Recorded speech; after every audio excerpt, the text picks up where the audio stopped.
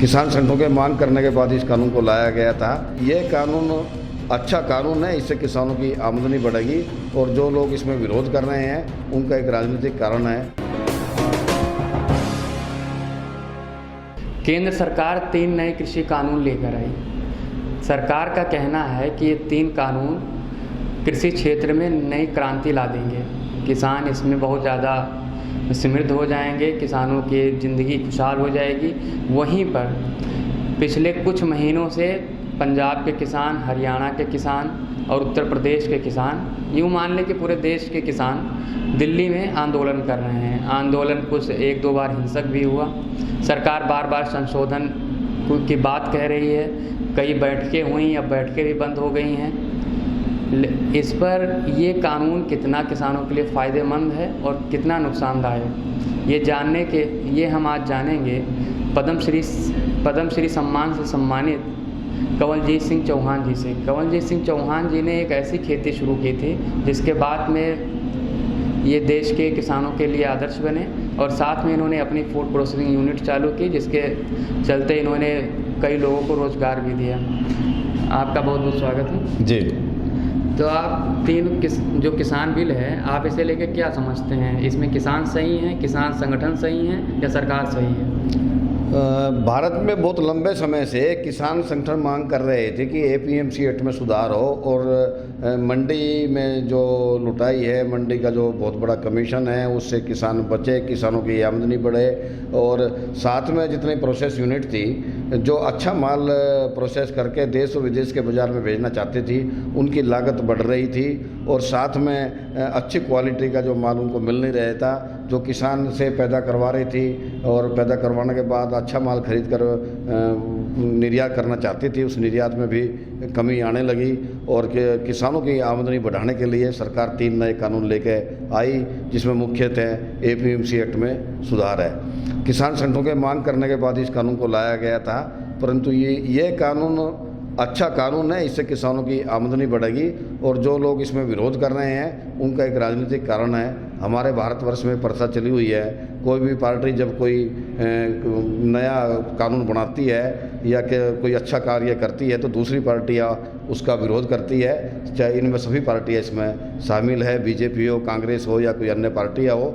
तो ये तरह से राजनीतिक कारण है जो इतने दिनों से जो धरना चल रहा है। किसान इसमें बहुत कम है, ज़्यादातर किसान जो है भ्रमित होकर राजनीतिक कारणों से ये सब धरना प्रदर्शन चल रहा है। दिल्ली में सैकड़ों संगठन आंदोलन कर रहे हैं। आपने भी बताया कि ये जो कानून लाया गया है किसान संगठनों के ही मांग पर लाया गया है। उसके बाद जो सैकड़ों संगठन हैं जो विरोध कर रहे हैं, बता रहे हैं कि देश बिक जाएगा, किसान की ज़मीन बिक जाएगी, कॉरपोरेट वाले खरीद लेंगे, किसान ना घर का रहेगा ना घाट का रहेगा।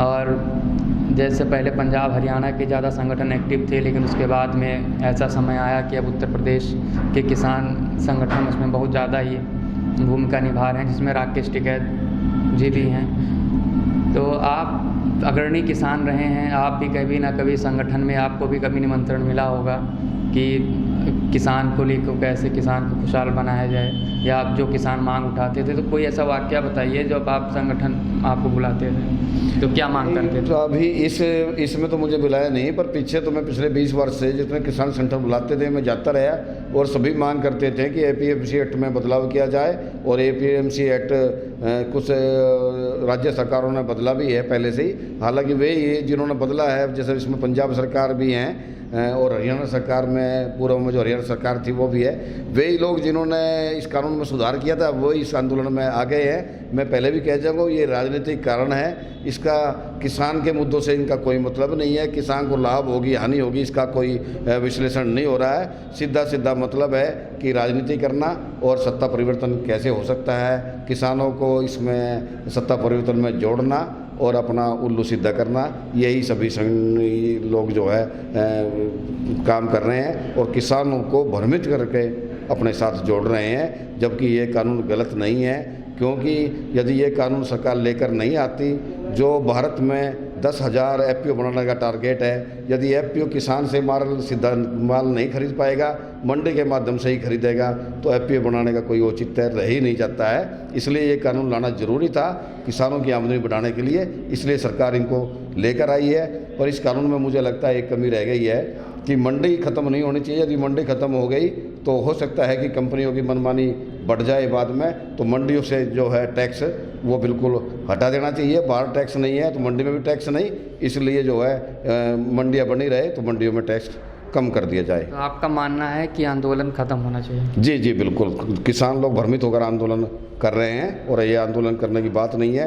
आंदोलन खत्म करना चाहिए और साथ में यदि कोई कमी है तो सरकार के साथ बैठकर बातचीत करनी चाहिए। सरकार बातचीत करने के लिए तैयार है और कानून में यदि कोई सुधार की ज़रूरत है तो उसके लिए भी सरकार तैयार है। बातचीत तो असफल रही है, बहुत सारी बैठकें हुई जी, बहुत बैठकें हुई है। मेरी भी माननीय कृषि मंत्री जी के साथ बैठक हुई है। कृषि मंत्री ने यही आश्वासन हमें दिया है कि हम सुधार के लिए तैयार है। जो किसान संगठन बैठ कर हमारे से बात करें और यदि किसान संगठन किसी बात में कोई हमें अच्छा सुझाव देते हैं तो हम उनको जरूर मानेंगे और इस कानून में फिर दोबारा से सुधार करेंगे। ये थे पद्मश्री कौलजीत सिंह चौहान जी। इन्होंने बताया कि जो भी आंदोलन हुआ है ये किसान भ्रमित होकर कर रहे हैं। सरकार जो भी नए कानून लेकर आई है किसान संगठनों की ही मांग पर लेकर आई है।